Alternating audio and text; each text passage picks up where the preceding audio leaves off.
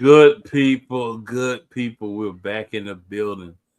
Another episode. Nfc Beast, the best division in football. And if you want to argue with me, I don't care. You're wrong. Say it every week. Say it for you again. There's only one division that has all four teams that have won a Super Bowl. And that division would be the NFC Beast. The other divisions, some have two teams that won one. Some have three. Nobody has four. So once you get four, all the teams, then maybe you can be included in the conversation to possibly be the best. But if you're a fan of this team, the Eagles, that team, the Giants, that team, the Cowboys. He Eagles. He Eagles. Then you are a team of the best division. Everybody else, get like us. Eagles. And you know when we became the best team in the NFL, the best division? In 2017. When the Philadelphia Eagles won their championship. And that solidified the division. You know what I'm saying? So, there's that. So, I am joined tonight by my man, Scrub Zero. What's up, Scrub? What up? It was an interesting playoff wildcard weekend. We're going to talk about it. What we here? Yes, sir. Wow. Below me, we are joined by Big Flo. How is it, sir? How are you doing? How's it going? I'm good. I was having a little discussion with Scrub. We got to talk about it. Behind the scenes in the green room. And last but of course not least, our guy, Couch Coach. What up, Couch Coach? I'm good, man. Hey, I'm the Cinderella story. It's all great. Beast. I'm excited. Guess what? It's not midnight yet, so my dream is still alive. I know that's right. I feel that, bro. I feel that. Let's go. All right. So, of course, we're going to start out with what we kind of had to circumvent last week due to some of the heated conversations that we had popping off. But we're going to do the season review for the members of the Beast who, unfortunately, were not in the playoffs this year. So, we'll start with the New York Giants. So, the way I feel like, y'all let me know if you think this is a good idea, guys, because we just, going off the cuff. I feel like, Scrub, give us your thoughts on the season, and then if we would like to add anything to it, we can. Because I feel like it's your team. You're going to have the most knowledge. I know what Flo's going to say, but, that's that. Shouldn't you talk about the Eagles? You already starting that boot. I mean, look at his background. Look at your background. You worry about the wrong thing. I told you, I've seen you worry about the wrong thing. This sorry team known as the New York Giants. All right, I thought, I thought maybe they could get in the playoffs. I thought Dallas would take a step back. I didn't think Washington would be so good because I saw issues, but a lot of that was hope because, the quarterback was still Daniel Jones. The expectation for this team is more along a lot of people thinking they'd probably finish fourth, but they'd have like 5 to 7 wins. Yeah, right. It all went bad in week 1. And I knew after that beatdown against Minnesota, I'm like, this is going to be another sorry year of football in New York. And it was. Lost week 2 to Washington. I don't know how the heck we did. Oh, I know how. Kicking issues. Couldn't stop the run. Couldn't make a difference making play. And couldn't score enough points. And that was really a lot of what happened. Like, the Giants found a way to lose games. Come up short, whether it be because they couldn't make a key stop, because they couldn't make a key pass, because a decision, this, that, whatever. It's disappointing. I know, it was after week 6, I kind of realized, yeah, the season's over. because at that point they were 2-3. They beat Seattle, but they were going into the Bengals game. I'm like, they beat the Bengals. They still have a chance to do something. But, Daniel Jones turned back into Daniel Jones. They end up losing another game they could have won. And you saw what happened after that. They played Eagles, got stomped out. Steelers came up short again. So on and so forth. To the point they cut Daniel Jones. It was a lot of things they should have done that they didn't do from past years that affected them this year. I felt that I was glad they were losing games, not because I wanted them to tank, but because this was a result of their own mistakes that they made during the off seasons past, and this one, and the last 2 off seasons. So that's why I wanted them to lose. I'm like, this is what you deserve. They beat the Colts the second to last week, which knocked them out the number 1 pick. But I wasn't even mad at that because the Colts played even worse than the Giants did that day. And they deserved that. That's why they missed the playoffs, and that's why I'm laughing at them as well. But we retain the same staff, which means I don't have a lot of faith in where next season goes either. Now, the draft picks were good. You got Malik Neighbors, who played well. You got the other rookies, Tyrone Tracy, the 2 DBs, Theo Johnson before he got hit. Like, it looked good, but I remember a lot of people felt the same way with the 2022 draft class, and now they have no use for him. So this is where we are. I think it's going to be another bad season. I thought this season was a failure of epic proportion, and I look forward to more opportunities to laugh at this team. Because bleep the Giants.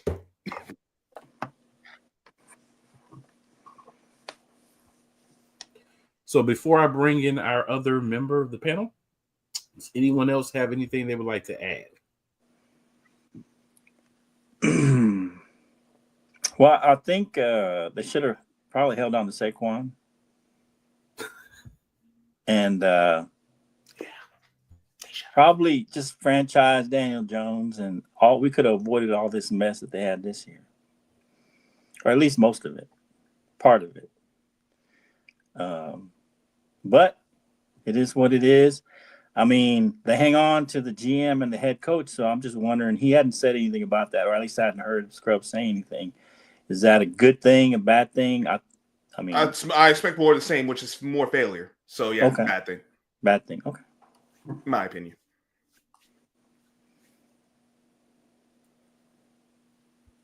Fair enough. That's all I have. Fair enough. So go ahead and bring on Mr. Sam Shady. And then we are just doing the review for the New York Giants on their season. So if you have any thoughts you'd like to add to that, sir? 3 Eagles fans. No, I think you guys pretty much covered it from what I heard. Like Flo said, I mean, hindsight's 20/20, but I think the big move would have been keeping Saquon. But I'm not sure that he necessarily has the season that he has with us in the Eagles, this season than that he would have had with the Giants, with their offensive line and whatnot. So, different situation, but I think that would have been the main change that I would have made. And that's basically it, rebuild the offensive line. I'll say one thing with not keeping Saquon, where it really hurt the Giants. It did hurt them on the field somewhat. It hurt them more off the field.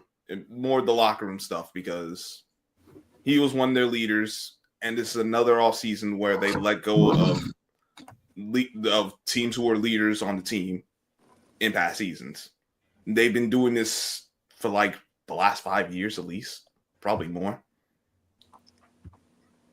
I think that because you saw how fast the season went downhill, and there was no one on the team that you could really say was that leader and could actually get everyone together to be like, all right, we're going to stop the bleeding.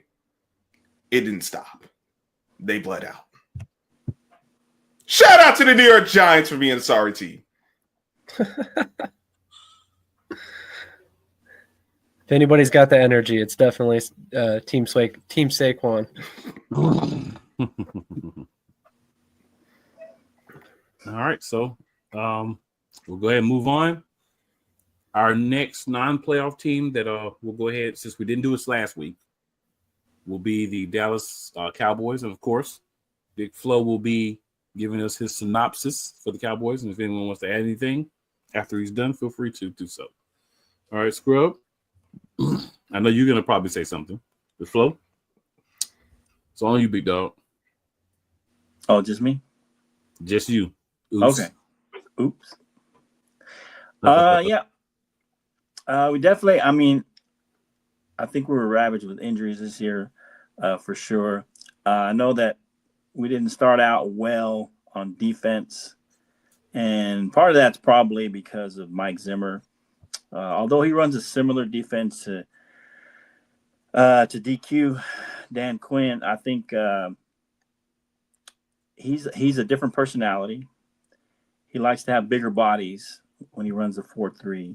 And so I don't think he had the players that he necessarily wanted or needed to run what he wanted to run. Plus, it's a little more complicated than DQ's. And like I said, DQ is more he's a kind of a player's coach, where I think Zimmer is more of an authoritarian type. He's not a player's coach. He wants it kind of done his way. And so it took a while for, I think, the defense to adjust, and that shows, the way we played early on the defense. And then, of course, once they start getting the defense, and we started having all these injuries, even before the season, we lost Sam Williams, which is one of our young pass rushers that we could have used along with Micah Parsons. Then Micah Parsons go down the same game. D-Law goes down. Then we lose, I think, Nealon soon after that. So at one point we had 4 of our top defensive linemen out at the same time. And then we never had Deron Bland, our star cornerback, for most of the year. And then when he comes back, we lose basically a game later. We lose our other cornerback. And so, and Trevon Diggs, of course. But a lot of injuries on defense. And I think as the year went on, it looked better. I think as the players kind of got the hang of who Zimmer was and how he likes to run the defense and that kind of thing, even though we had those injuries. And, of course, we lost Overshown, who I was really high on. And you could see flashes every time he was out there. Then he had a devastating knee injury. We lost him. So not to blame it all on injuries, but that was a big deal. And, of course, we lost Dak halfway through the season. Although some people call for Cooper Rush many times, he's not Dak Prescott. So it is what it is.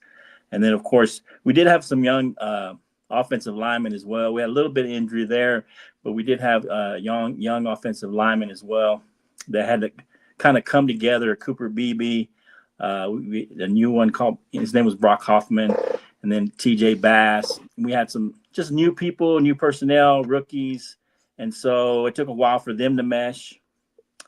And so by that point, Dak's already gone by the time the offensive line is meshing. But you kind of see the results of them coming together by Rico Dowdle starting to have, 100-yard games and starting to really come on. And I think part of that was the offensive line kind of coming together and having better cohesion as a unit. But at the same time, we had Cooper Rush. And, the season was lost once Dak went down for sure.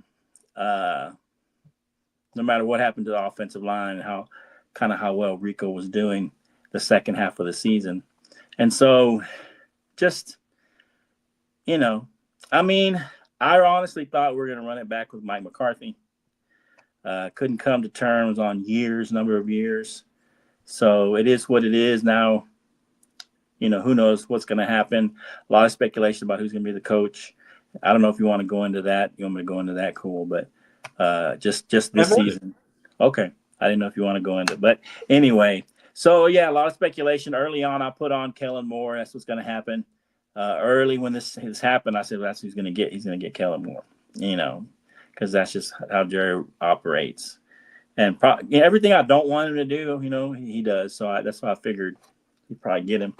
So, and then I put out there, when I put out there early on, he's going to pick Kellen Moore. And I said it'd be better if he picked Deion Sanders. And then, of course, a day or so later that came out that he was talking to Dion. So maybe he's listening to our show or something, but I don't know. But I just think that I think Dion, although I don't think he's the best head coach, X's and O's, even though he knows football. I'm not saying he doesn't know, but not a Bill Belichick, a guy who's been around for years in the NFL. I think Dion's personality, he's a leader of men. I think that he can lead, young men and motivate them, which is what your head coach is supposed to do. And I think that Dion's personality would be big enough to be able to give pushback to Jerry and, be in the room with Jerry and give him some pushback. And that's why I thought he's the best man for the job. Now, I don't think it's going to happen. And then, of course, it says they talked to him. They also talked to Cliff Kingsbury and some other people. And so who knows what he'll do. My first initial impression is he's still going to go back to Kellen Moore. He's probably going to hire him. Hopefully it disrupts the Eagles' playoffs. That's my only plus in that one, that it messes up the playoffs for the Eagles and messes up their offense. So that's my only consolation in that. But yeah, who knows? Cliff Kingsbury, I don't know. Right now, I'm saying it's going to either be Kellen or Dion. That's and then there was some reports that Jerry was willing to give, eat the $100 million to trade Dak or whatever, so Dion could come and then he could get Shador. But who knows how true those are. But hey, if he did it, I'm all for it. But just because probably what I want, he's not going to do it because he never does what I want. So. But yeah, overall disappointing season. A lot of injuries. Even though people, a lot of people, especially on my show, they don't give me any slack for injuries. But even though when some of their people or their teams get injured, they're talking about, well, the guy was injured, this guy was injured, okay. So injuries only count when it's your team or, some team you're pulling for. So, but anyway, enough on that. Gotta be consistent. Yeah, be consistent. You know the rules. You don't give no hell of a And I'm talking to you, Eagles fan. But anyway, so yeah, I feel like Scrubs, the guy who hasn't come out of the closet yet. He's a closet Eagles fan. He just ain't come out yet. Oh, but who knows? Not sure you can say that on this show. According to you know. So in the closet, man. Hey, I got Cowboys back here and right here. But anyway, yeah, overall disappointing season. We'll see what happens. I guess it all depends on who's the head coach. See what happens next year. It seems like we're stuck with Dak because even if Jerry wanted to trade Dak, he's got a no trade clause, so it's not like Dak's got to approve any trade, and I don't think he's gonna approve any trade getting traded away from the Cowboys. So unless he just eats all his money, and that's not gonna be good. But anyway, that's it. Disappointing season, but I chalk a lot of it up to injuries, some of it up to new defensive coordinator, some of it, injuries, Dak. But anyway, it is what it is. Go Cowboys no matter what. DC for life. Yeah, Dak, come this way, Giants. We'll appreciate you over here. Well, you can have it. Oh, wow. I'll take it. You better than what I got right now.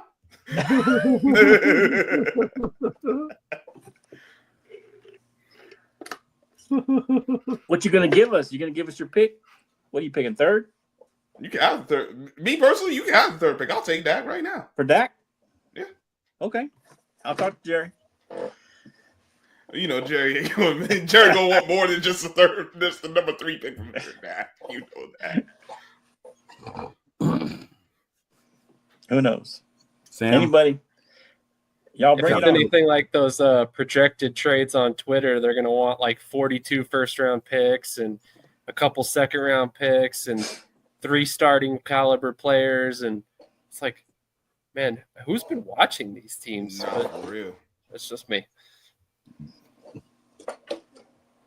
I'll give you a late round pick this year and I'll give you a second next year.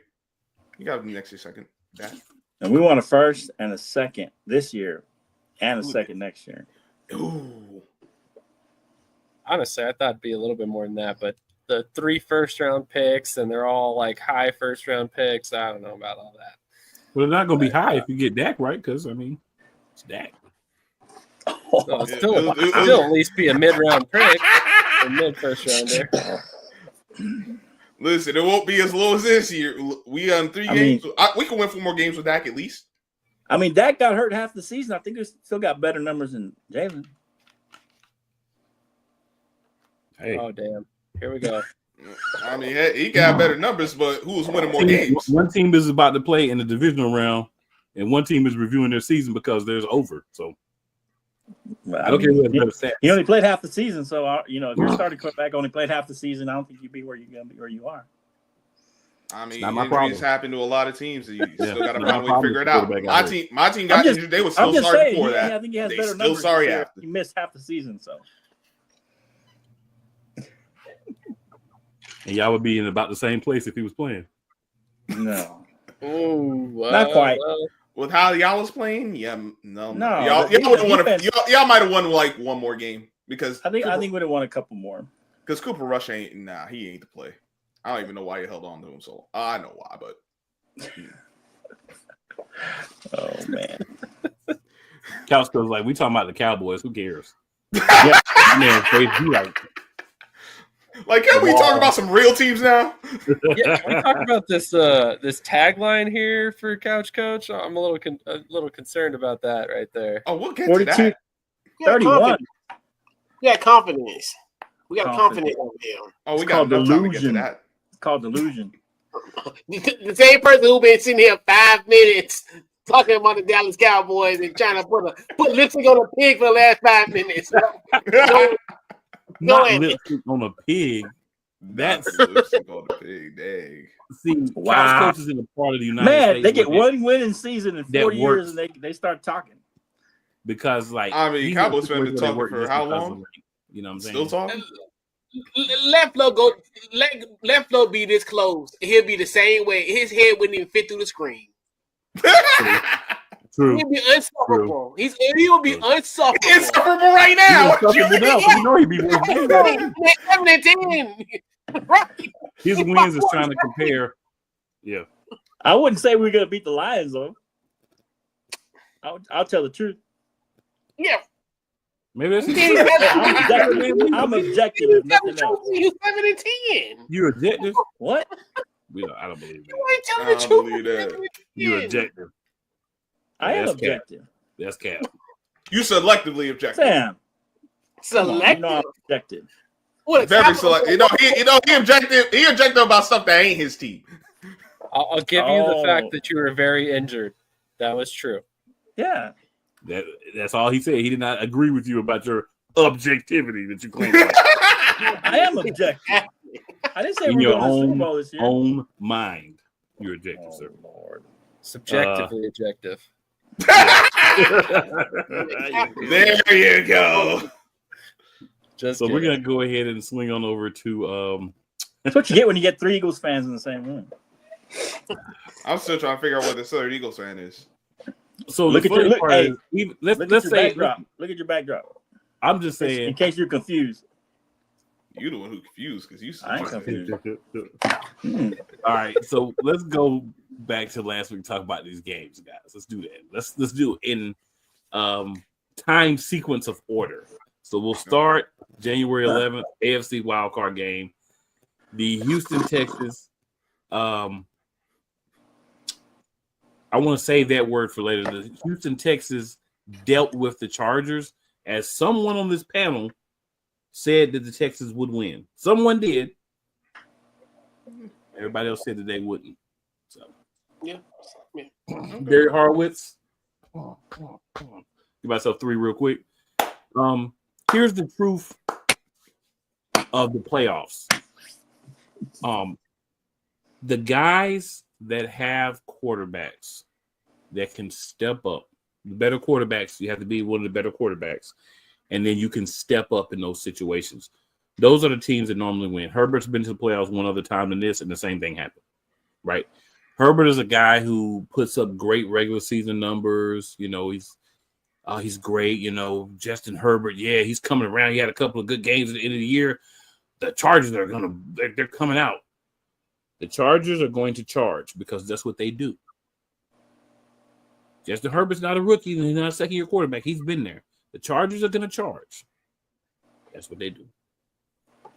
Texas did not have the greatest season, but they did get an opportunity to play a team that just looks like the Vikings in the playoffs. And that's the Chargers. It's really all that needs to be said from me. Let's go around in order here. Scrub. Any thoughts, my man? Oh, thoughts. You see, in my soul, I said, don't trust the dang on Chargers because I knew some BS like this would happen. But I didn't like what I saw from the Texans. Lo and behold, I was wrong. All right. Here's the deal. The Chargers lost this game in the first quarter when those first two possessions, they didn't score touchdowns on either one of them. They had two possessions. One where they moved the first one, they moved the ball down the field. They had to settle for a field goal. Second one off the turnover, and you still settle for a field goal. That's where it all went wrong for them. And they didn't do anything else aside from the Lad McConkey touchdown later in the game.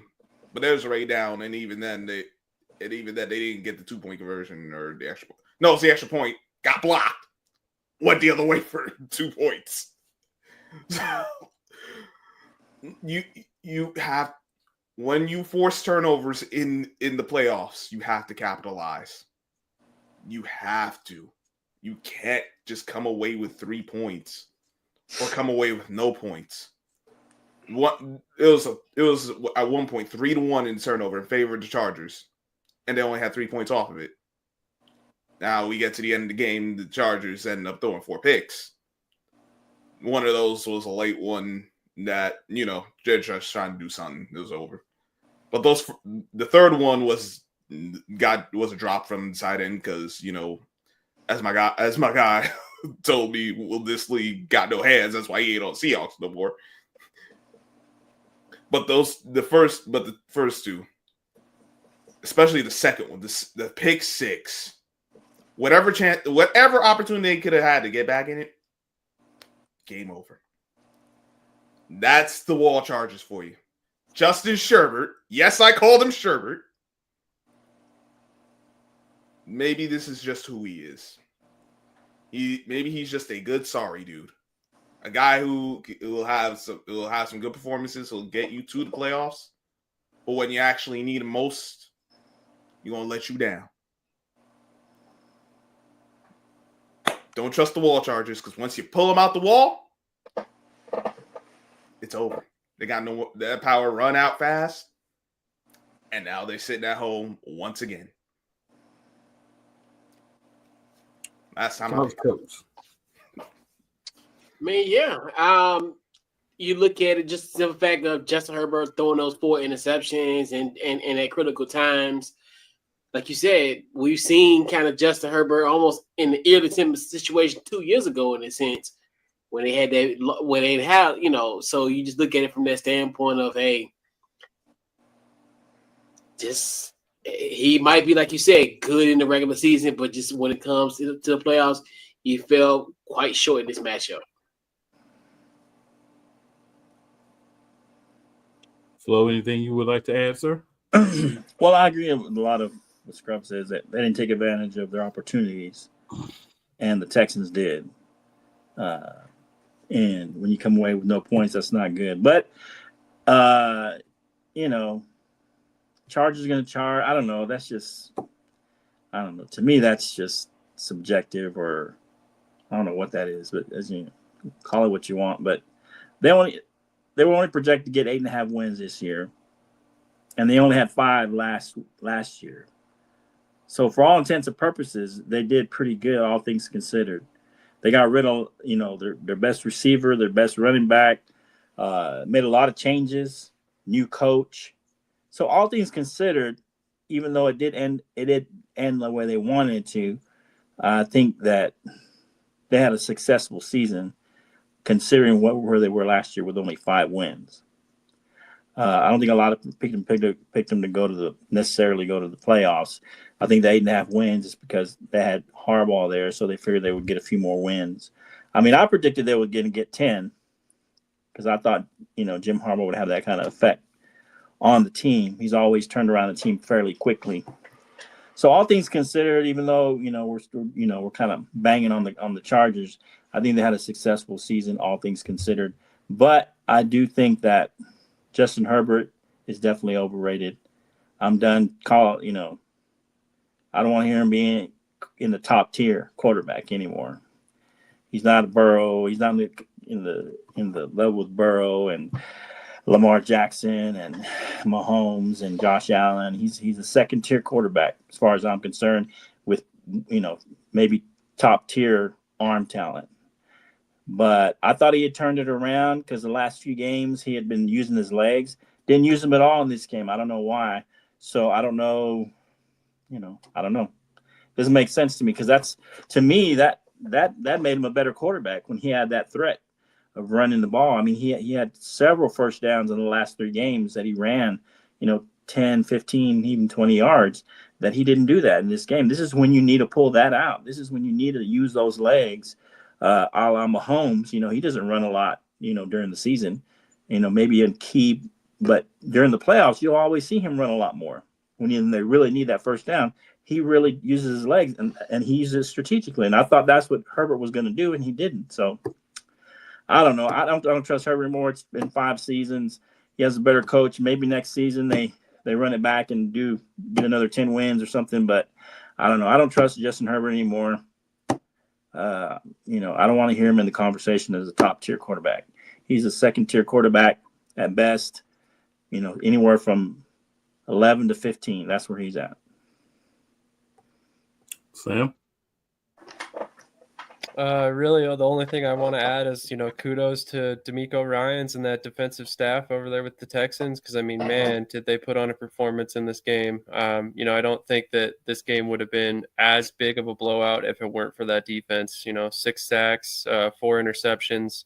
So kudos to Ryan, Burks, Unlin, Vaso, a couple of our former Eagles guys over there.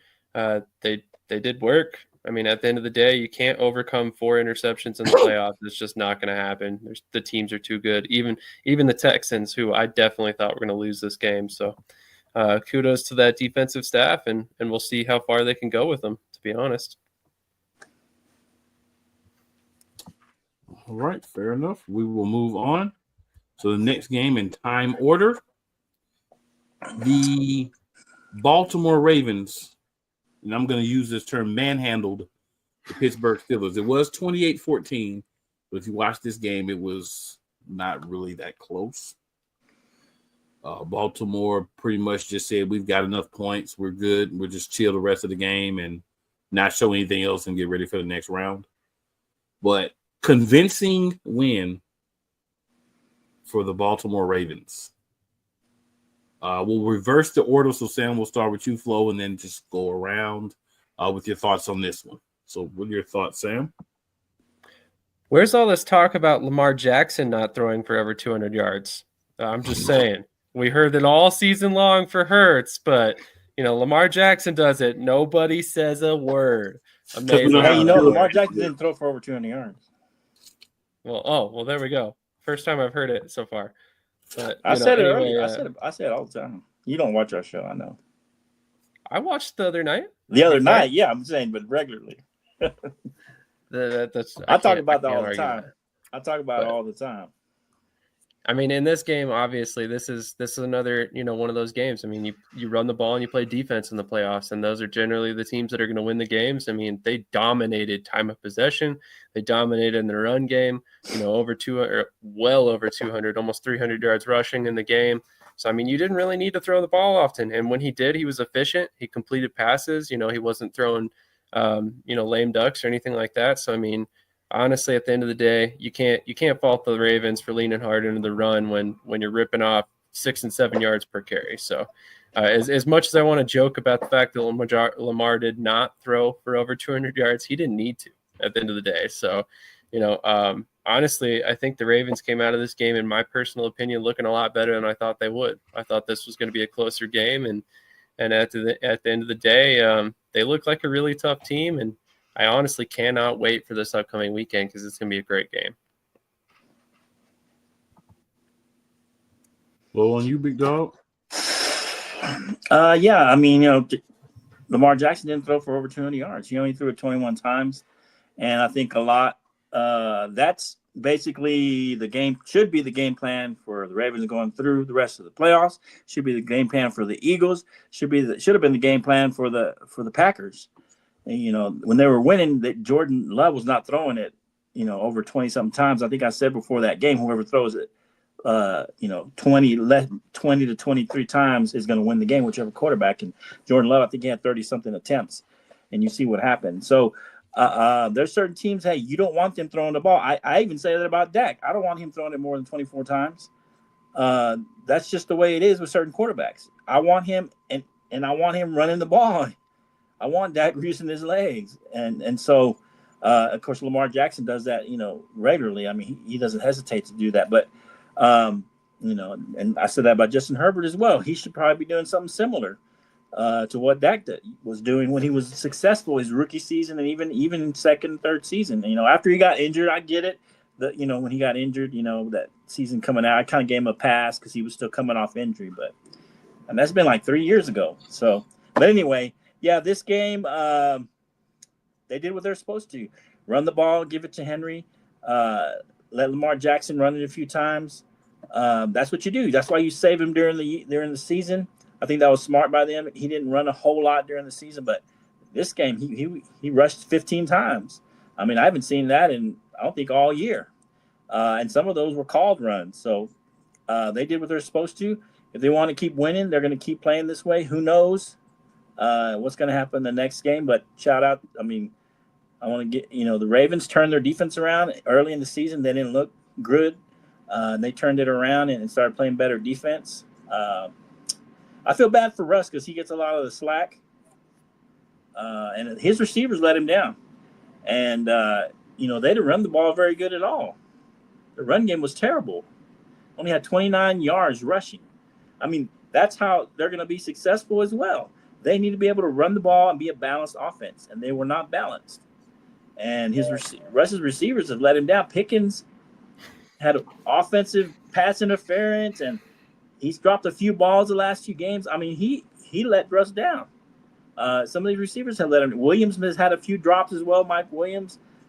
I mean, and all this comes down on Russ, and I don't think, I think they're too hard on him as far as maybe not Pittsburgh, fans, or maybe not Mike Tomlin, but I think that everybody else who talks about the Steelers and says this is Russ's fault, I mean, he deserves some of the blame, granted, but he gets too much of the blame, by the media at large and the, sports media at large. So they should run it back with Russ, in my opinion, but let's see what they do. The Ravens, credit to them. If they continue to run this way, the offense this way, they're going to be successful, and they may even beat the Bills if they run their offense this way and their defense plays as well. So kudos to the Ravens, and we'll see, man. It's going to be a great game, Bills and the Ravens. I just got to say, I want to repeat this so everybody gets this. Flo says that the Steelers should run it back with Russell Wilson.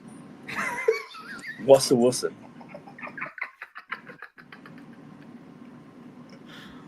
Couch coach. Yeah, I echo everybody's sentiment. Yeah, this was just a blowout game by the Ravens. The Steelers had no chance in this matchup, and like you said, like to Flo's point, where this is what Baltimore, this is their bread, but this is what they saved, Derrick Henry for. And a lot of people kept on saying, well, why they're not using him much in the regular season? I'm like, this is what you do with him. You have a situation where you can run the football effectively, play defense, and that was their missing ingredient, almost similar to the Eagles, where they needed that home run hitting running back, and the Baltimore Ravens have that. And you just look at the Steelers. The Steelers just have been a shell of themselves. I think I think they lost 5 straight games, even including this one. And then now you're seeing the dissension that's going on in the locker room. Obviously, we know the situation with George Pickens, his ineffectiveness.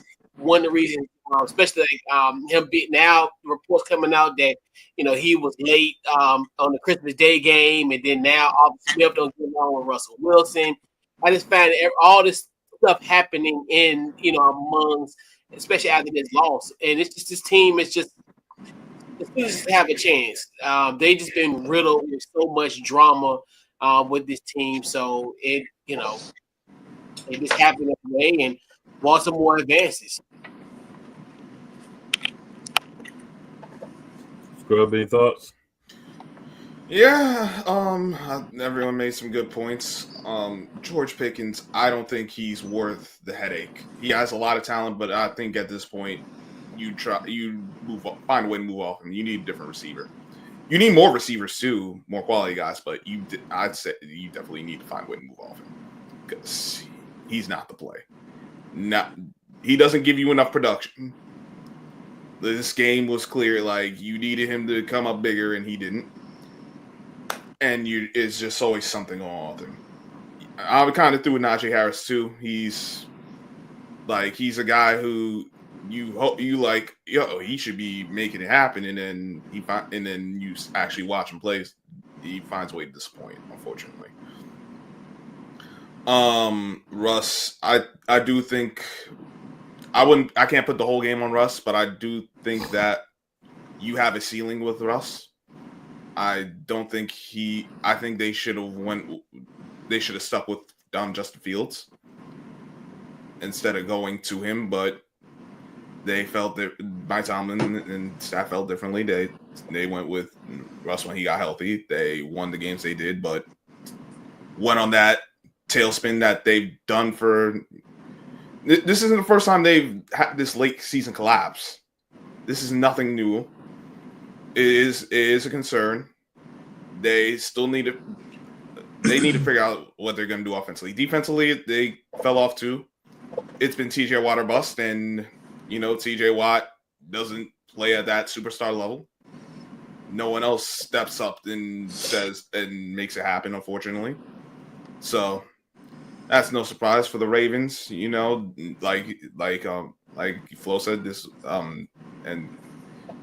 and Couch Go said, this is why you have Derrick Henry for these kind of games. I do think that there were times in the regular season. I'm not saying overuse them, but I thought they could have used them more. There were some games that they lost that they could have won had they used them a little more. Because I do worry that Lamar Jackson will. I thought it was more of as it worked out this game. They did a good job, and I didn't think Lamar did too much. But I do worry that the Ravens will go back to those bad habits and try to put it all on Lamar. And then they end up losing a game they could have won because you have other players you can rely on, like a Derrick Henry, and you don't. And my only other thing I'm concerned about, defense again. I know they played well overall, but that third quarter they looked like the team that was ready to blow another lead because they gave up 2 touchdowns in that third quarter. I'm like, oh, here we go again. That's still a concern for the Ravens. Until they close the deal. That's going to be a concern because we've seen this in past years. That and even a few games this year where it's really ugly. The defense doesn't hold up. They lose a game, and then it's like all about it. Like we saw it against the Browns. Lamar passed for like 300 yards. They had the lead late in the game, but the defense couldn't hold up. He had to try to go down the field in the last few seconds. It didn't work out, but at some point, your defense has to come up big. They're playing better. You hope it doesn't show up against the Bills and if they advance in the championship game, however long it goes. But this was one game a lot of people expected this was what's going to happen. Steelers were going to lose, whether it would be a close game and then a late pull away or just flat out game over. So it is what it is. And one last point, Mhm. real quick. For whatever reason, I don't know if he needs to get somebody else to do personnel as far as Mike Tomlin, but they have not been able to get this offensive line good. They haven't been good since Roethlisberger was there.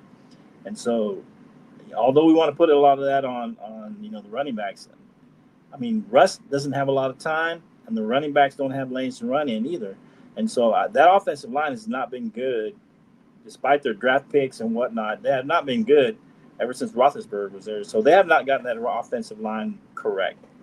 They have not been able to get that right for whatever reason, But that's part of the problem there as well with their offense is that you got to have an offensive line that can block.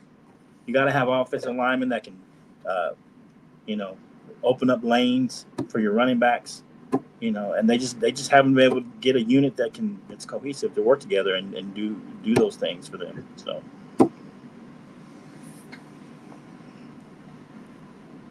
Fair enough.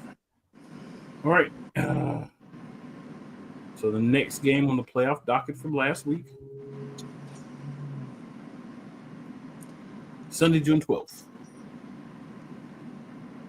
The Buffalo Bills eviscerated the Denver Broncos. Josh Allen showed that the Bills are one of the top teams in the AFC and that the Broncos are not. For this one, I'm just going to open the door. Anybody got something they want to say, let's go and say. I shouldn't be too much about this game. I mean, one team remembered they had a game. The other team either didn't know they had a game or were so strongly overmatched. They're just kind of there. All right, I'll go. The Broncos actually had a good opening drive. They showed up for the opening drive. And then after that, they decided, nope, we good. I don't know how they did that, but the Broncos have to go by a very specific formula to win. If they don't get that lead, it becomes problematic. They weren't able to really run the ball. The Bills, I thought, part of which because they tried to rely too much on Bo Nix passing, and part of which because the Bills actually did a good job. But you can't have your top back only get 7 carries in this kind of game. And mind you, that 7 carries, the game didn't get away from you right away. It wasn't really until the second half. It just went all downhill. So you could have stuck with the run. You could have gotten more touches for your backs. As for the Bills, I mean, Josh Allen, another guy who don't need to pass the ball more than 30 times. Because when he do, they go into disaster. They have James Cook. They were able to run the ball with him. Receivers made the plays that were there to be made. I thought Josh Allen had a good game. It wasn't spectacular like a lot of people want to put it, but it didn't have to be because it was just all right. They didn't get enough pressure on him. He was able to take his time. He had the run game behind him. Ran a few times himself. It was just a very efficient game for the Bills offensively. Defensively, they just held it down. After that first touchdown, they said, all right, none of this nonsense no more. It's going to be interesting to see how they do against a team that can score some more points, like the Ravens. And will Josh Allen continue playing well? Will he do what he's known to do in past years? Give you an opportunity or two? But we'll get more into that later. I will say though, the Bills did a good job of taking care of business. I thought the Broncos could win. They let me down too. That's what I get for trusting Sean Payton as well. Someone else go. Hey, I'll go just because some of you may or may not know. We have a Broncos fan on the Bottom Line Sports Show, and he would have been insufferable if they would have won this game. So I thank my lucky stars. Thank the Lord. whatever you want to say, man, that they did not win this game. I mean, I wasn't necessarily nervous, but you never know, right? The only thing that gave me some solace is in the first round in the wild card, the Bills seem to always blow out whatever team they play. If you look at their history, they always blow out the first team they play in these rounds. And I think the thing that gives me pause just a little bit as far as the Bills going the distance and being in the AFC Championship game is it was that fourth down they went for it. I didn't know if they were going to hike up, that maybe they're going to draw them off sides, and they end up and they ended up throwing a touchdown to, I can't remember the name of the running back, but maybe you guys remember his name. It's Ty Johnson. Johnson, yeah. And so that fourth down play, to me, in the past, maybe you can correct me, but McDermott, in those situations, he tends to kick the field goal. And he put it in Josh Allen's hands. He didn't even try to run the ball. He put it in Josh Allen's hands, hey, go make a play.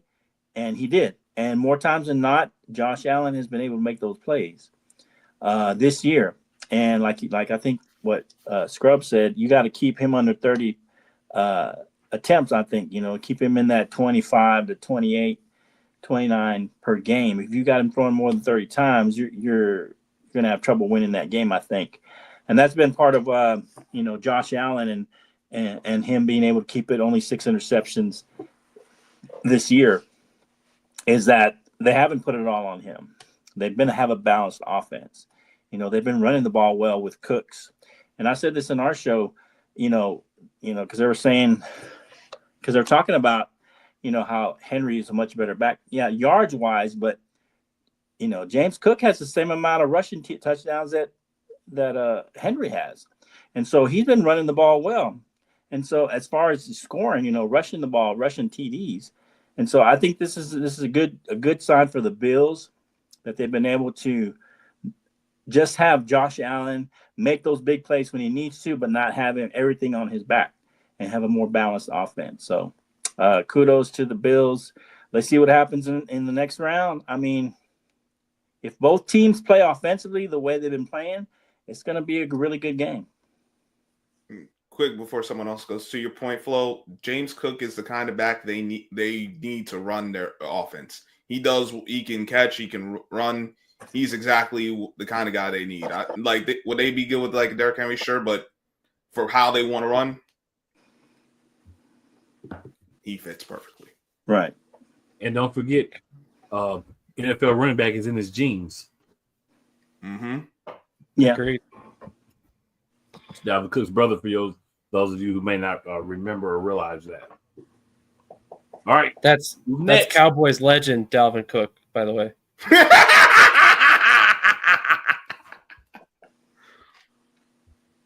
And I gave you a compliment before we started. I should have never. That wasn't me.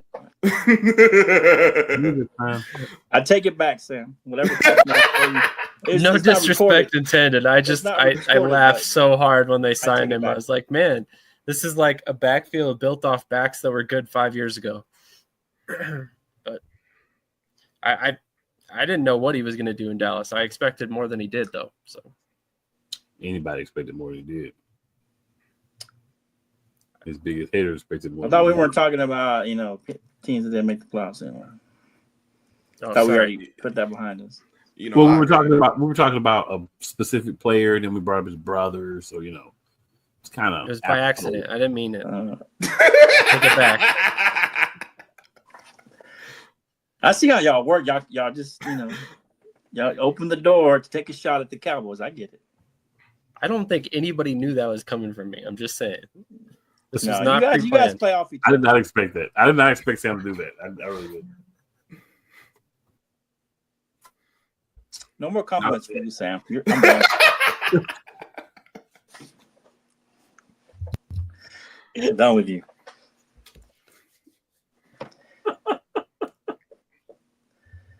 Sorry, I'm just in one of those funny moods. What can I say? I couldn't resist. Cool. Next subject. Unless Couch wanted to go say anything about this. You want to say something, Couch? No, not really. Okay, good. Next All right, subject. cool. It gets a little worse for you though, Flo. So the next game, January 12th, 2025, 4 p.m. The Green Bay Packers walked into Lincoln Financial Field and took an L. All I'll say, I'll go first. I'll be very quick like I've been with everybody else. All I'll say is the Eagles did not play a good game and still put up 22 points. The Packers, a lot of injuries, but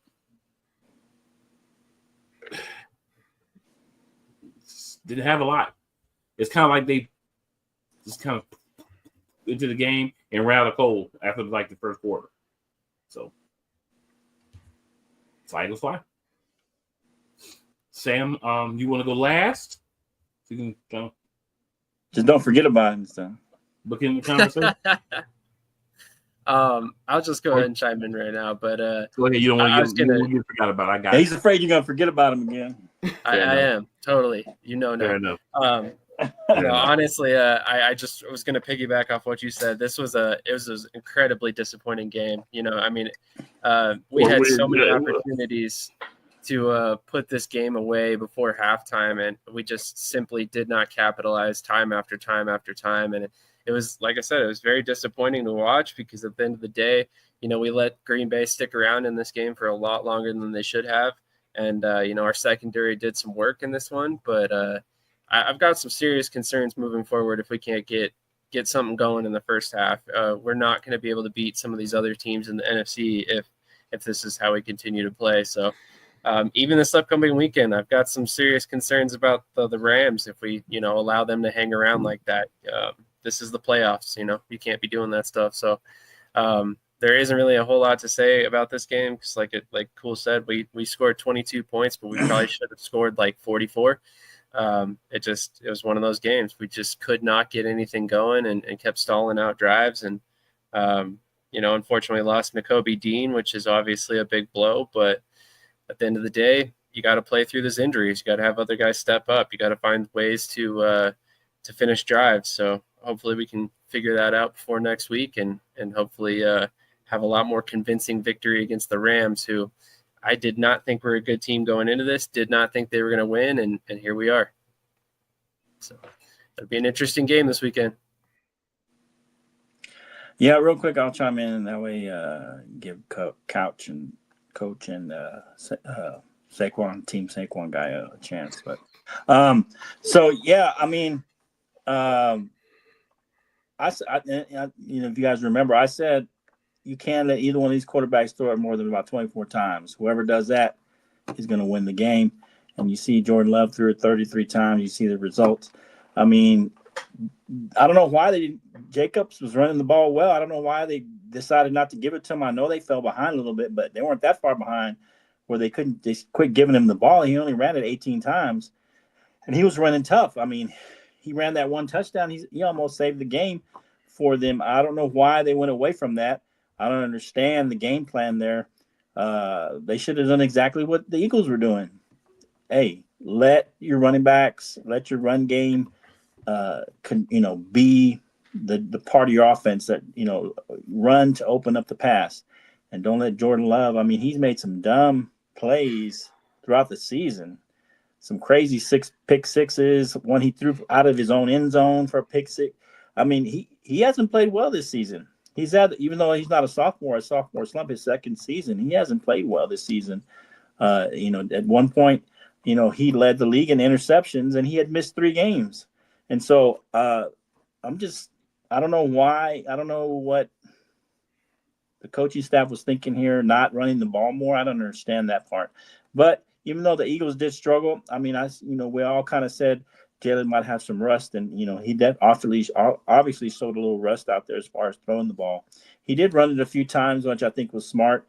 Not a whole. I think he only had 4, 5, or 6 attempts or something. But I mean, that was smart to do that early. They didn't do it as much late. It seemed like they did that early on in the game. But it was a good win. Like you said, the offense didn't play well. I think the defense played really well, but the offense did struggle. But overall, it was a kind of what I expected. The Eagles were going to win by about 10 points or so. It's what I thought. And so I just didn't think Jordan Love was playing that well, even though Hurts got hurt, and I didn't think he was going to play great, because of some of the rust. I just thought, with Saquon Barkley there, and they have quality receivers that can make a big catch here and there, and their defense had been playing well, throughout the second half of the season, especially. So I just think it is exactly what I thought would happen for the most part.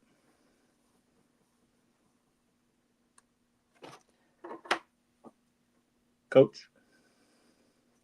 All right. And yeah, so unfortunately, Green Bay got the short end the Love Hurts matchup.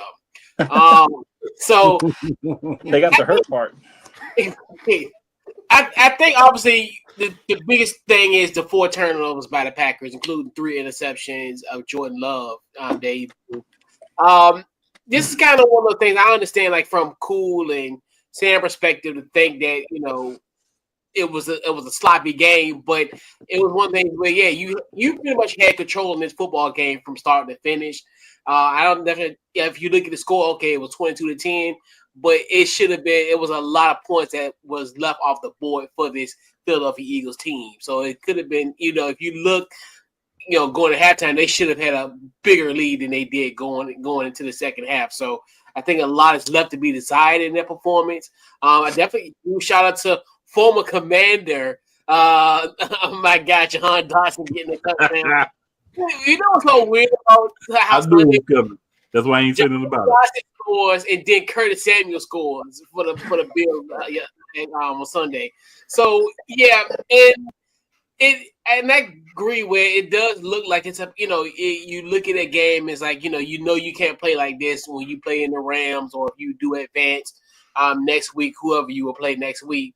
And like this and to Flo's point, it might have been some rust off of Jalen Hurts as well too. But in the same token, I mean, hey, you survive in advance, so it's one of those things where I really want to see how you guys respond, and you think to yourself, well, that to kind of go forward, but you pretty much had one of your best performances in this offensively was against his team in week 12. So, it's give you somewhat some hope going forward. But I digress on my point from Sunday's game. And last but not least, remember what I said? Whoever scores first would win this game. Eagles scored first. They won the game. Mind you, I don't even think they should have gotten that first turnover. Because how the Packers got come away with it from the bottom and they still rule Eagles ball? I'm still trying to figure that part out. Be that as it may.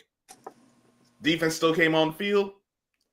And the Packers defense laid an egg on that possession because the Eagles scored a touchdown. The thing that the Chargers should have done when they forced their first turnover and didn't, Eagles were smart enough to actually do that.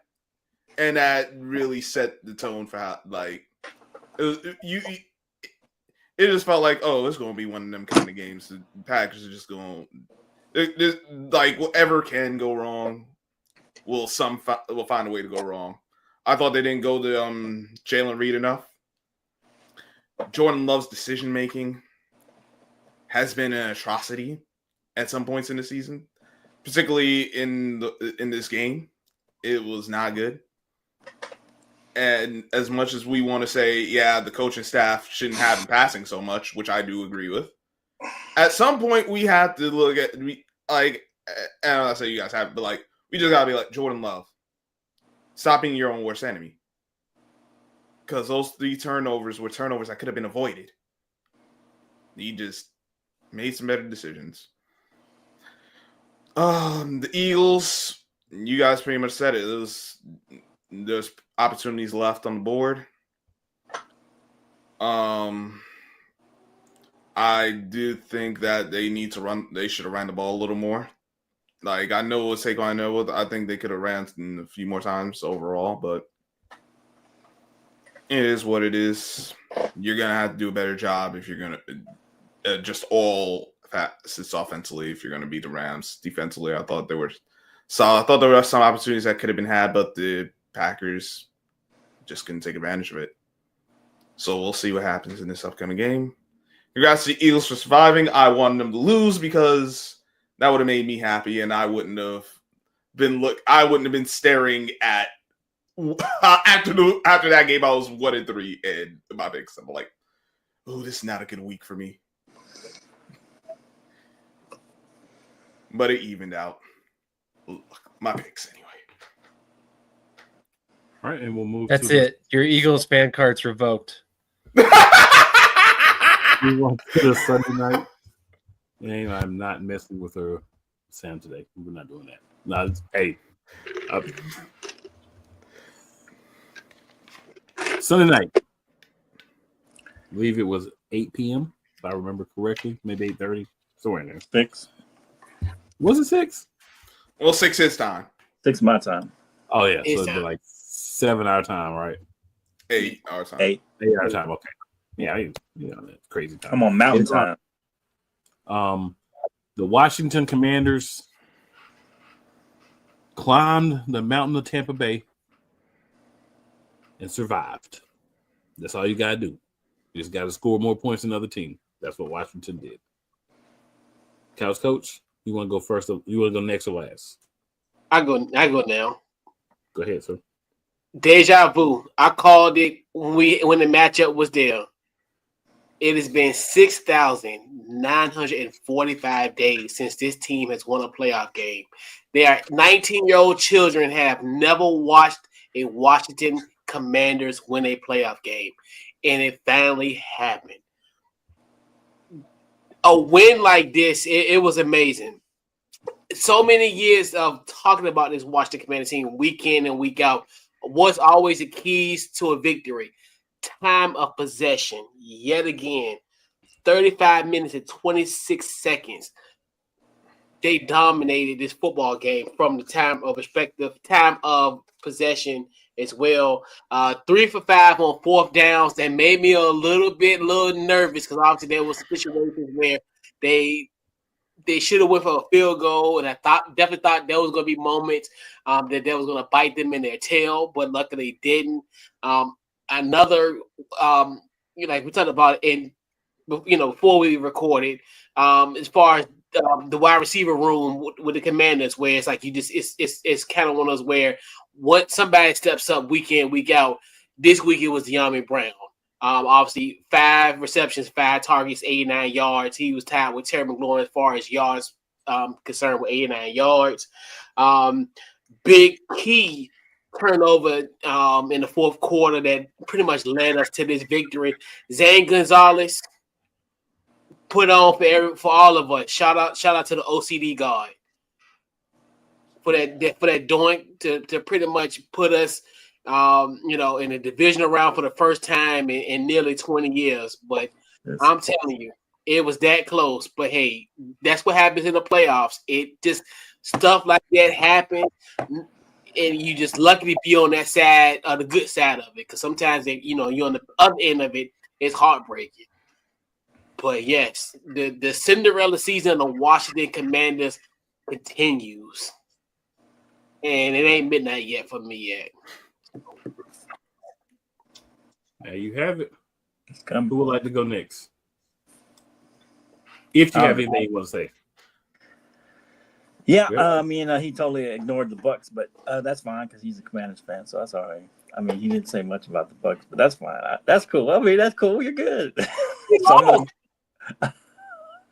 I know, but I'm just saying I'm giving analysis to the game, not just one side. But no, this is a good win. I mean, Commanders this season the ball has bounced their way, and sometimes that's what you need during the season, the ball to bounce your way.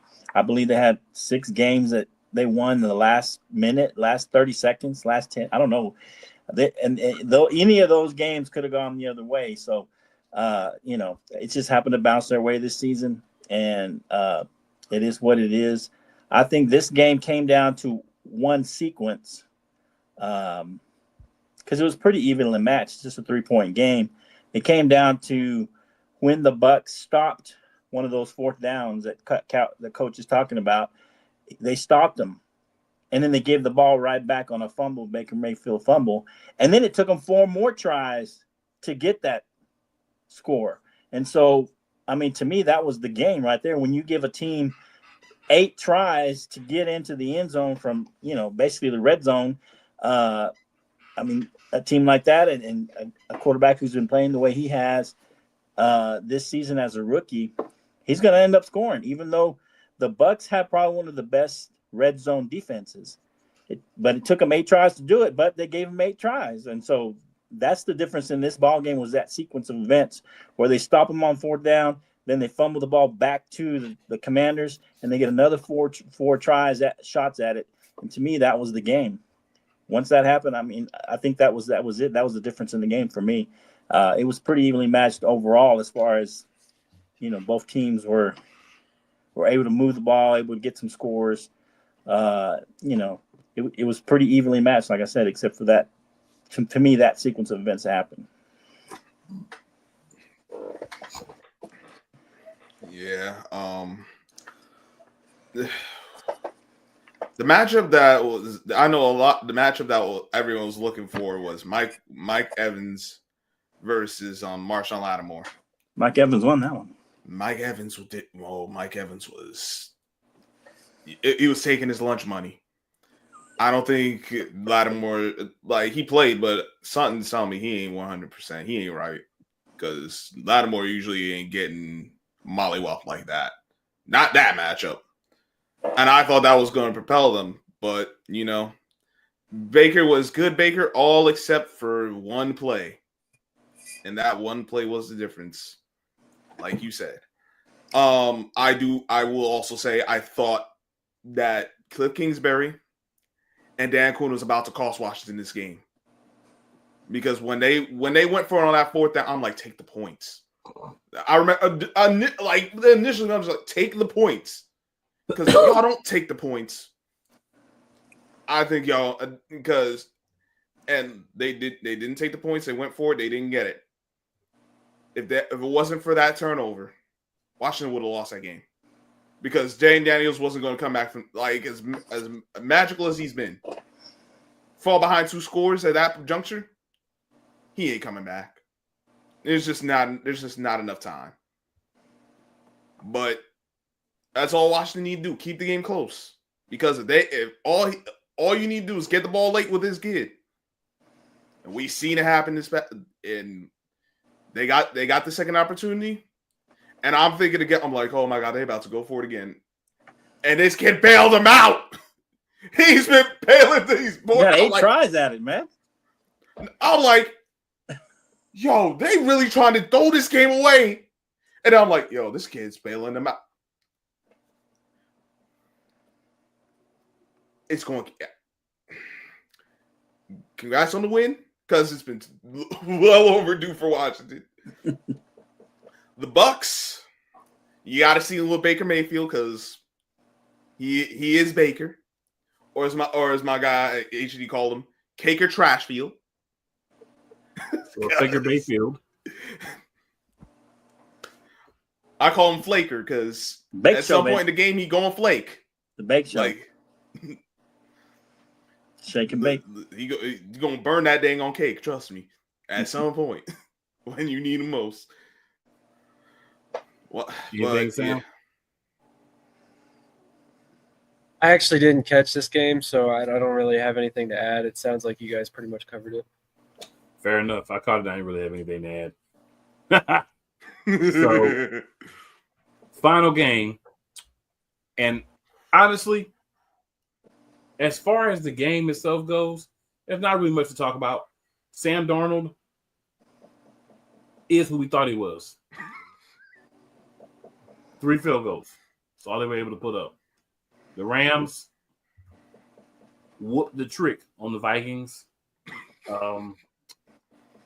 Vikings are now where we expected them to be, just a little bit later than we expected them to be there when the season started.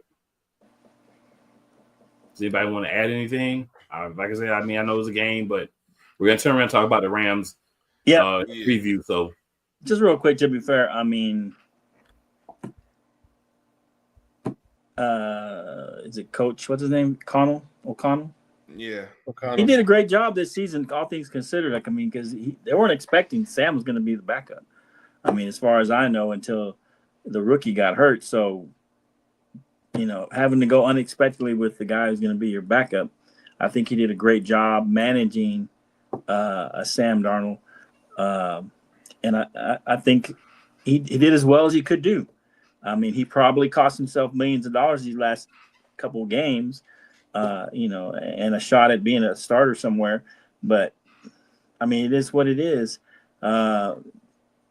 They did exactly what I said Detroit. I don't know if you remember, I said just do exactly what Detroit did. Make him tap dance back there, make him, rush his throws, make him nervous back there, and that's what they did. And to be fair, I mean, this is a young defense. I talked about Verse early in the season when he was a rookie. I said he's going to be a good D lineman for the Rams. That was a great pick for them.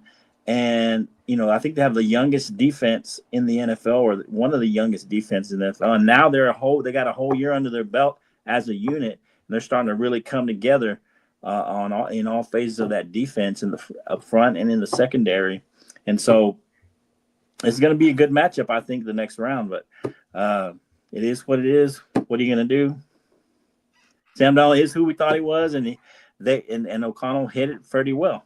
And he was able to manage him for most of the season until it came to the playoffs. He did, but this is now the second time in 3 years the Vikings have had 13 plus wins and been bounced out in the wild card. 2 different quarterbacks, I understand. And we know the limitations on Sam Darnold to be fair, I think this is Brian Flores' second season. So no, Brian Flores' second season. Like I thought that defense just started coming together end of last season. So no, I understand. I'm getting they were giving up all kinds of points before that. Yeah, but and they were doing what the Commanders were doing. They were winning last minute games. Well, remember, last 2 of the last 3 years, they had to get a new defensive coordinator, so they did. And Brian Flores, he's making it work with a bunch of these guys are solid, but there's no real difference makers on this defense. And as you saw, once he got put into stress because Sam Darnold can hold up on his end, that was pretty much it. Rams took advantage. Remember, aside from the scoop and score, 20 points given up, which isn't too bad, but I mean, you could tell the defense got put into a lot of stress. Kevin O'Connell, I think, is a coach who will get you wins, but I don't think he's a guy you can trust in these big games either. He's giving me that. To be fair, I think he went away from what he does from even in the Lions game, he was going for it on 4th down quite a bit. He hasn't done that all season, so he went away from who he was, had been coaching all year. And that's exactly why I don't trust him, because that was the kind of game you need to stick to your identity. You got away from it for whatever ungodly reason. It cost you that game. You could have had home field and the week off. Instead, you went having to go to Arizona because of all the wildfires going on in LA, and prayers to all the people affected by that.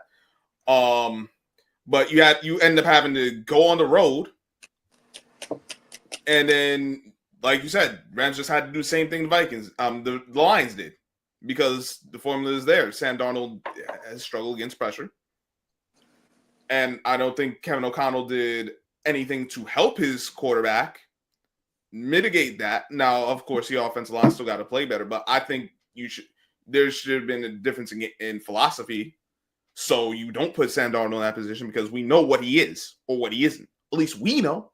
I don't know if he know, because I'm pretty sure he does. I can't tell. Trusting these mid quarterbacks. He's been coaching him. Well, I don't know. I think Cousins was better.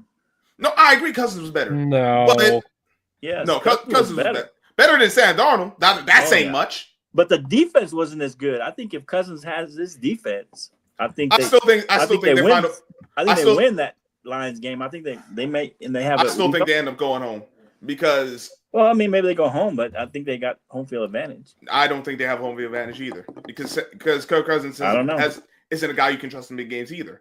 But I'm like, I mean, he can trust him more than Darnold. That's not saying much. Well, I'm just saying. But he would have this defense. He didn't have this kind of defense when he was playing. Not this guy, but I mean, he's not like he's dealt with. Like 2 years ago, yeah, that defense was bad. Yeah, but like, bad. But he's had playoff runs. No, but he's had past playoff runs, and the defense wasn't maybe not this effective, but it wasn't like they were sorry. They were pretty sorry. No. 2 years ago, they was really sorry. But they've had some other runs. At the beginning of last year, they were pretty sorry. They weren't. Well, yeah, because Brian Flores had about half a season to get there, and at that point, Cousins was gone.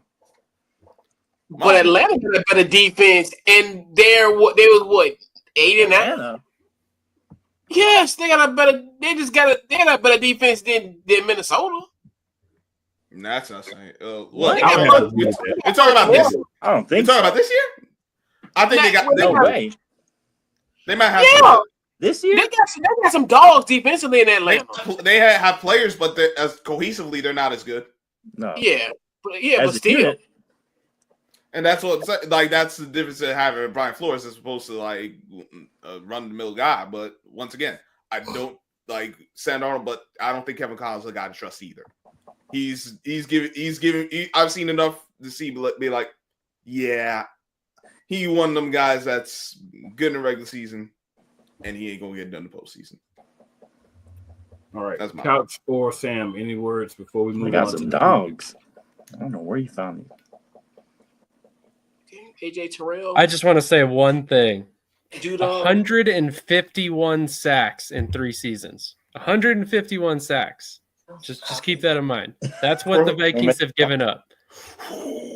Yeah.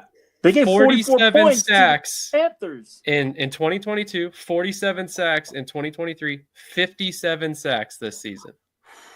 So we can talk about quarterback play all we want, and I'm not saying it's entirely on the offensive line, but how are you supposed to throw the ball from your back? 9 sacks in this past game. So again, but half of those were on Darnold. Half of those were on him. Because he doesn't run direction. He threw the ball 40 times in the game. They only ran the ball 22 times. That's true. So I mean, you're gonna be one-dimensional. This stuff's gonna happen. Leave the lid open. And that's the whole thing. That's all I got to say. I mean, honestly, you guys covered it pretty well. I think honestly, there's not much more to say on this game.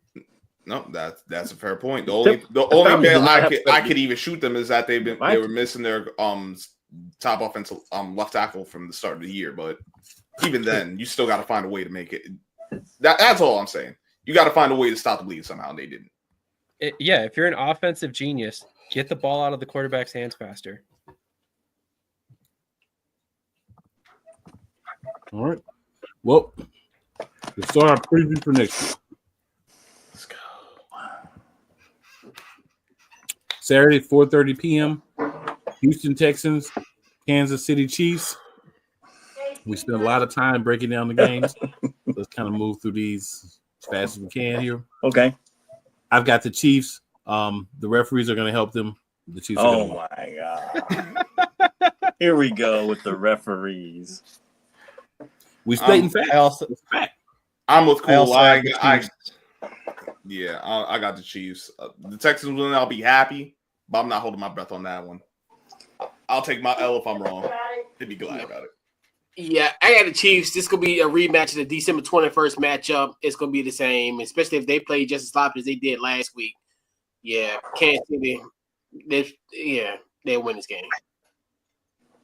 Yeah, I got this being fairly close for most of the game. Casey likes to keep these games close for some reason, and I got them pulling away second half a little bit, at least by 10. It won't be a total complete blowout, I don't think. I think Houston's got enough defense to keep it close. A good pass rush, probably the second best in the NFL. So that'll help keep it close.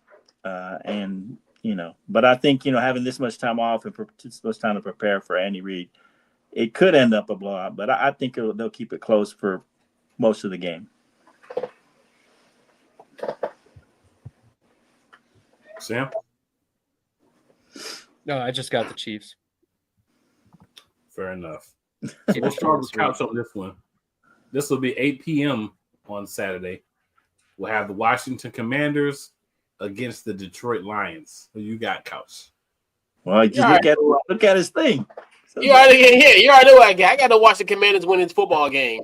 I think we're going to attack one of their biggest weaknesses is their run defense. I definitely think we're going to have a better opportunity running the football than we did against Tampa Bay last week. I definitely think we have an opportunity to win this football.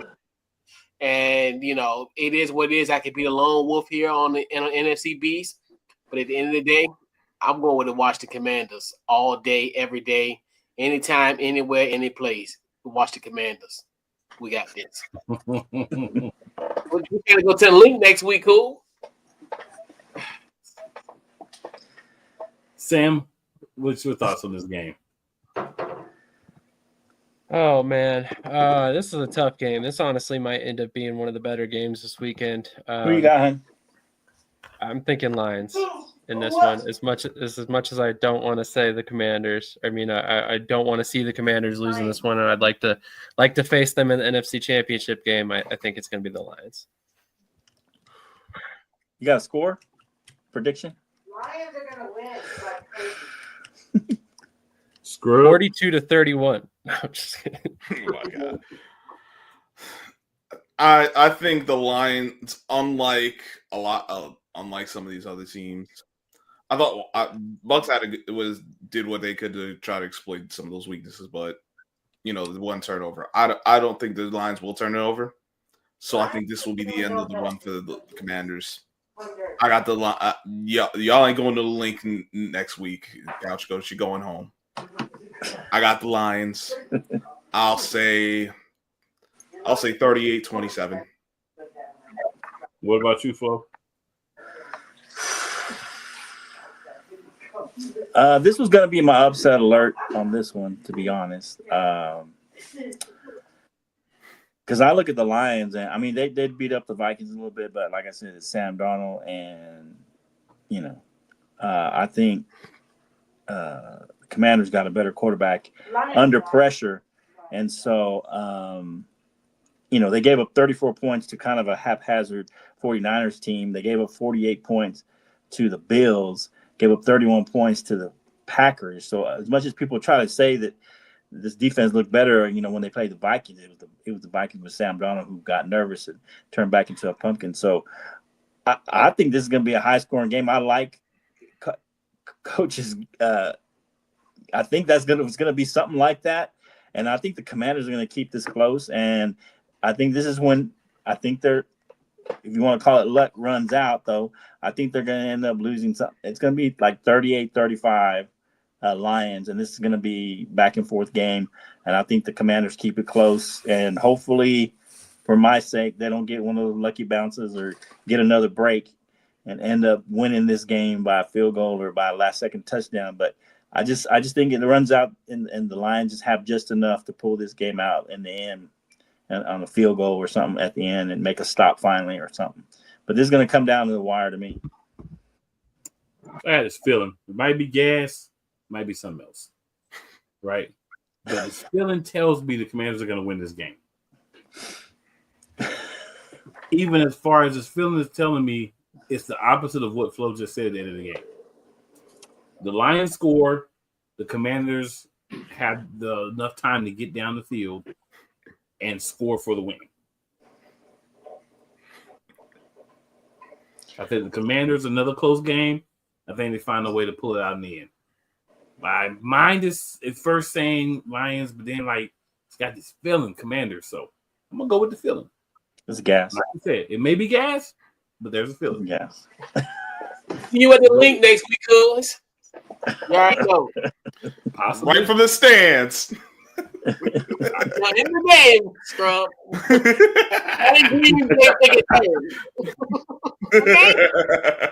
Close game, tight game. But I do think it'll be a close game either way. But I'm gonna go with the Commanders because of that feeling. January 19th. The ball finally bounces the wrong way. And then the Ravens win. Rams, Eagles at the Rams, link. Eagles. 3 p.m. Eagles. I ain't even gonna say no more. That's it? Eagles? Eagles. I ain't even gonna say no more. Is AJ reading the book again? If we win, it doesn't Let's matter. hope so. It's gonna be snowing. Exactly. I'm just saying. I hope He he's can read reading. three books. I hope he's reading books. could- I hope He so can too. read Hustler. I hope he's reading books. I He hope can read so. whatever he wants as long as we win. I hope so. I hope. Yeah, he's reading exactly. books again. I don't care I what hope he's doing so. on the sideline as long as he's catching touchdown passes He was when he's catching on the nothing. field. That's He all that didn't, he matters. didn't do nothing in the last game. And we still won. I'm just saying. It was, yeah. Keep doing that, and let's see if you win this game. He's coaching. Counts. Keep doing that. See if you win this game. He reads when he wins too. Y'all 10 just don't- yards. He reads when he wins too. Okay. He always he reads when he's getting the ball or not. That's something he does for himself Mhm. to keep his Okay, mind in a certain place. Get attention. Gotcha. Nah, if he was trying to get attention, he would have been talking about it all year. He ain't talking about it until he actually got caught reading the book, and then the media brought it up. That's not attention to me. That's you doing what you need to do to Every keep year. yourself focused. I mean, I know you want to try to spin it, and it's cool. I don't but- know. I just never seen it in 50 years of Eagles. NFL. Never seen it. Hey, it's a lot of things you never see. You ever see more than one person kneel? Just like I never seen a guy walk off the field, taking his shirt off and running off the field. I never seen that either. Yeah, I mean, Exactly. Hopefully Until we he never did see it. that Until he again. did it's it. hard to try to Until he compare did those it. two things. That's I'm really just like saying. there's grasping at straws, and Usually then when you don't see air on something, your it's way not- it's on your not way to normal. slap on the ground. That's I mean, the I never saw a guy catch a ball off his helmet until it actually happened. Exactly. But that's not a person's doing something off the field. That's something doing on the field. Well, the sideline is actually off the field. Well, I'm just saying during the play, during the Sideline is actual off We the field. gonna be technical, he right. Just saying. No, I'm saying during an actual play. That's He's different. not really Catching doing the the play. helmet. He's playing in the game. I know. I'm saying on the sidelines, away from a play, not an actual play. I knew All I'd get this you going. over a book, Cool. man. Listen, can we A talk lot of, about the game? Hey, he I can thought, read the I book. thought that's all you're gonna say, and you start talking some more. Well, I didn't start talking. You started talking, and Exactly. when You were the done. flow, You were supposed to you be need to done. correct the time But you were foolery supposed to be sometimes. done. Corrections. Sometimes you have to correct the time foolery. Man, who you picking, Flo? I He's didn't picking the expect Eagles. We tomfoolery. already know. Yeah, look I at- mean, look at his face. like I Look at said his before, I was gonna pick Washington and Detroit as my upset alert, but this could be my upset alert with the Rams. Perfect. Yeah, I mean, I think the Rams are playing well. Quarterback's playing well. This defense is playing well. They're playing really well at the end of the season. They've been able to win different ways. As you know, they won. If you don't count the last game in Seattle where they have any of their stars in their way, they've won like 6 out of 7 games. They beat the Bills in the process in a shootout. They beat other teams in a low-scoring game, so they've proven they can win different ways. And I think they're going to end up pulling this out in the end. I think it's going to be one of those things where they played in Arizona because of the fires, and I think they're going to rally around. This is going to be their rally cry. Hey, let's do this for the city. This is going to be a thing something that brings them together. The tragedy that's happened, and then it happens with teams sometimes, and this is something that's going to bring them together. And if the Eagles try to do what they did last week, if that offense, you better watch out. I mean, this is going to cost them. That defense is solid, and I think they're going to focus on stopping Barkley and let Jalen Hurts beat them. That's what they're going to do, and then they're going to play their game, and I think they're going to squeak out a win. I got the Rams. Oh, no, Ravens. No, Ravens. I've got the Eagles, but I do have some concerns over some of the stuff Flo said because last time we saw something like this, or at least last time in my memory, doesn't mean I'm right, but was the Saints and Katrina, and they rode that way. I was going to mention that, but yeah. To a Super Bowl. So I do have some concerns about that, but I think the Eagles ultimately pull out a victory in this one. Yes. We'll find a way to win one way or another. I was going to mention that, but I remember Flo was here, so I didn't need to mention it. Scrub or Couch Cook, whoever one of you guys would like to go next, feel free to do so.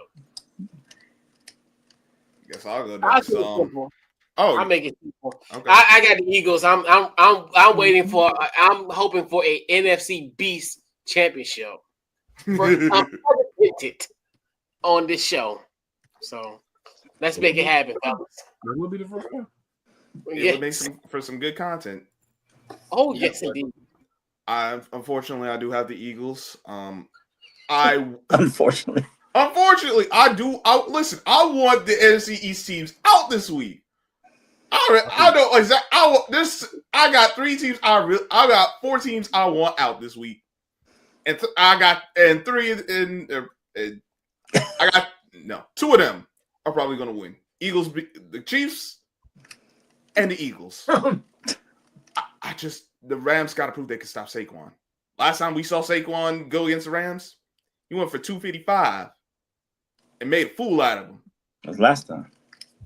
I know things can change, but once again, they got to prove they can do it. And they can't do it, they ain't going to win. And I don't think they're going to do it. I hope I'm wrong. I just want to say it would be kind of interesting to see Matt Stafford play the Lions in the NFC Championship game. It's gonna happen. I think it's gonna happen.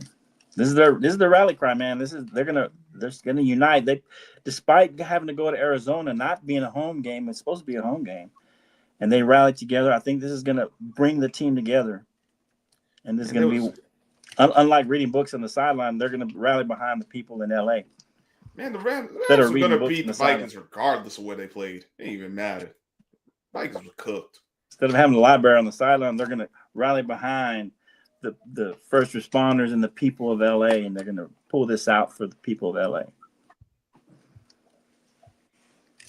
Let's go. He picked the Eagles. Yeah, the Eagles. I picked the Rams. NFC Beast Championship loading. Let's go. Yeah, I know he already went. I just want him to say it again.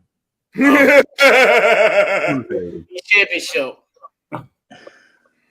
Corrupted. To be fair, if they're honest, they know they're nervous. These Eagles fans here.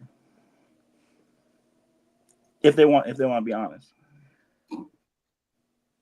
Flo thinks he knows how to feel. I can see in your eyes. I can see in your eyes, cool. You can't see that in my eyes. Oh, I can see it. Not there. I You see it can't in see your what's out soul. there. I'm looking in your soul, and I see it. If you're looking at my soul, all you see is I look in your soul, and it's like this. If you're looking at my soul, all you hear is bone crusher. I ain't never. I just hear this. I see this. I ain't never scared. So if you don't see that, you look at my soul. That's covering up. You're covering up. That's fine. Hey, open your book, read your book, and cover it up. Cover it's gonna be snowing. It's gonna be snowing, Flo. Ain't nobody reading no book in the snow. It's gonna get wet. I bet if he gets 10 yards again, he'll be reading a book. You know who's scared? Flo scared. That's what's scared. He's gonna kill him more. Not really. I'm more scared of the Commanders, to be honest. Hey, that's cool. I am. Cool. Everything's been bouncing their way, so it's going to be tight. That game's going to be real tight. That one's going to be a nail-biter. I ain't scared of nobody's. You better be scared out in these streets. I ain't scared of nobody's. You be scared in the streets. Can we get to this last game? Let's go. Let's go. No furrows. We could go if you stop talking about no fears. Put your book down. Let's go. No fear. Out the Ravens and the Bills. Ravens and Bills. Get the best game on the best game of the week. I agree. Ravens. We'll see. Ravens. I'm telling you, it's Ravens. Who's going? Sam, you go ahead. Go ahead, Sam. I'm going with the Ravens as well. Who picked the Ravens? Cool did? Yeah. Somebody in the background. Your wife. Yeah, your wife in the wife. background. That's my wife. She's smart. The Ravens are going to win. She also picked the Eagles. She ain't that smart. Sounds like she's a genius. It sounds like we know who's carrying this marriage. Hey, she got one wrong last time, and I got it right. She picked the Vikings. Last week, I told her. Nobody's perfect. She picked the Vikings. She could have been wrong about the Broncos game. No, she don't buy that. She just look at the colors and gets a feeling. I know. I just need her right most of the time. I'm gonna give her. I just wish her feeling was wrong for the dang on Bills. 85% right, but not every week. That's pretty impressive. Just picking the colors. It's pretty impressive. It is. It is impressive. You need to have her on your show, sir. No, but she has to tell me which one. She never tells me all the time. She says there's always one she's uneasy about, and that's the one I always go against her if I have the same feeling. And we probably be 100%. We probably make some money. We probably should. Yeah, you can have her on the show. I'm just saying. If she tells me every time the one she's uneasy about, and I'm leaning a certain way, I usually lean the opposite way or whatever way she's. And I mean, I get it right most of the time. Yeah, that's your parlay partner. You better make some Probably money. should. I'm just saying. Probably should. To be fair, Yeah. he's about 85%. I'm 85%. See, Man, So take does that that make you 15%? Huh? Does that make you 15%? No. No, I picked some of the same teams. Oh, okay. Yeah, I was just trying to clarify I'm not exactly picking how these opposite. I picks said I go. pick opposite on the ones that she's uneasy unsure about. about. Yeah, That the makes ones more that sense. yeah. Sometimes I'll pick opposite. It depends where I was already leaning. Okay. So are Yeah. you going with the wife in this game, Flo?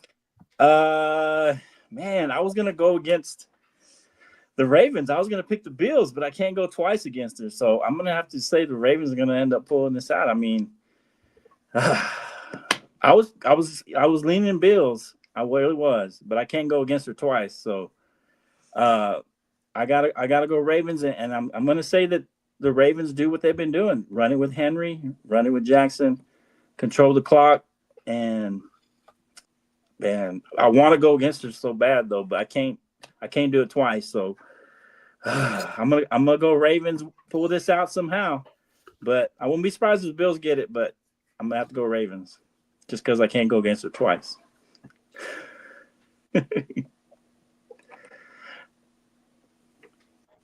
All right, so I'm gonna go with my Beltway brethren, the Baltimore Ravens. Luckily, this game isn't on Hulu or Amazon, so so I got the Ravens in this win. And Ravens, do your part. We gotta play each other in the Battle of the Beltway in the Super Bowl in New Orleans. So do your part, Baltimore.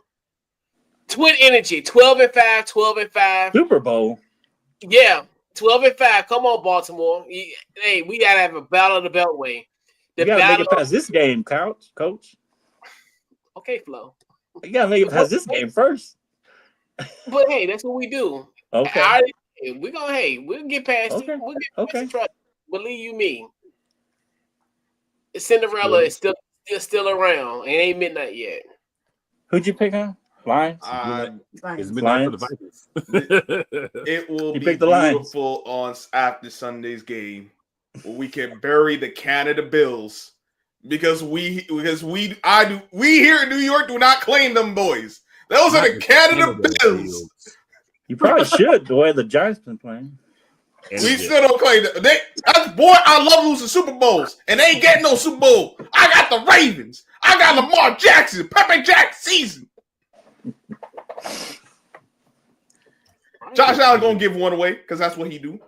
I got Samuel/Lamar Jackson. If y'all saw the thing I posted, I don't know if I posted in our group or another one where they were doing the actors as players and they picked Samuel Jackson. Yeah. Oh man, I was like, yo, that dude looked like the same dude.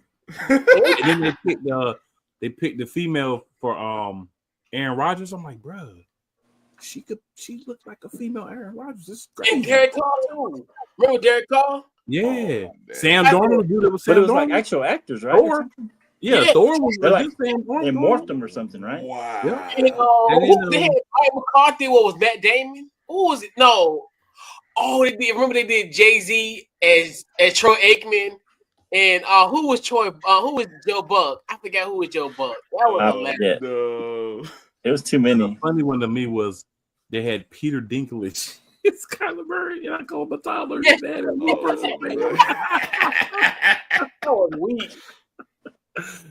That was out, yeah, bro. that a little short. That's a little short. Yeah. guy. Yeah. That was hilarious. But I'm gonna go with the Ravens as well. I mean,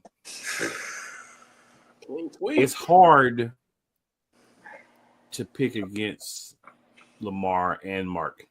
In that team, you got Mark Andrews, right? You got enough weapons, and Lamar is slinging the ball, and he's not worried about who is going to.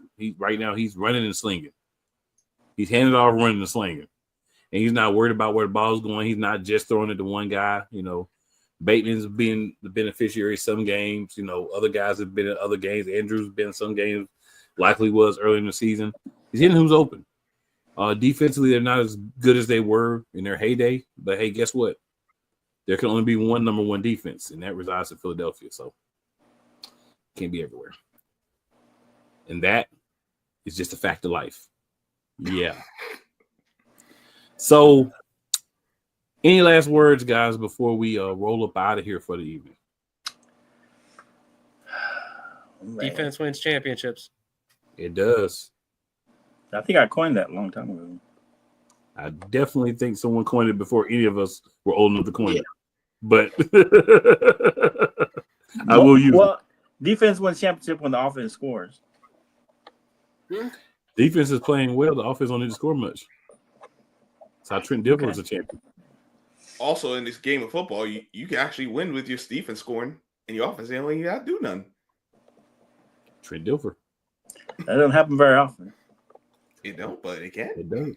It can. But if you have a really good running back and a number one defense, you have a good chance to win. My last words. Stop the run. No. That's all I gotta say. My last words. Amari Cooper has not saved the Bills, and he will not save the Bills on Sunday. Who? Mark Cooper. Amari Cooper. Exactly. Oh, Yeah, Amari Cooper. Yeah. You know the former Cowboy, former Raider, that guy. The guy who said that Dak Prescott was the black Kirk Cousins. That guy. Oh damn! No, not the black Kirk Cousins. No. These are That's not my racist, words. fool. These are Amari Cooper's words. Yeah. Not mine. These are Amari Cooper's words. He funny considering he show up half the dang on time. And He didn't show up for us. He disappeared. We put on APB on the game. Oh, of course. He was doing Great history disappearing. he was doing the Anthony Richardson before Anthony Richardson. Though I can't. Never mind. I won't put it out there. He's about 8. That's what I'm coming out the game. Take me out. He was doing Anthony Richardson. That's who Anthony Richardson got it from, watching Amari I Cooper. want to pick the Bills. Are you sure? Do it. Who are you having uneasy about? Any of them? I do. All right, so You're pretty certain of all. good people, we have come to the end of the road for the evening. We changed. We know that we are guaranteed at least one more There's show, no changing other than that. right? Yeah. Because we still have these 2 games. So worst case scenario, next week could be the last show. It won't be, but it could be. So for this week, your boy Cool McCain and the squad, we are signing out. Make sure you tell 4 people who you think are your friends, and they may not even like you. But make sure you tell them. Make sure you tell 4 people that don't like you as well. Come check us out. Subscribe to all the channels from all the wonderful content creators you see here. And also, always remember, it's never where you start, it's where you finish. And with that, good people, we are out. I got the Bills. And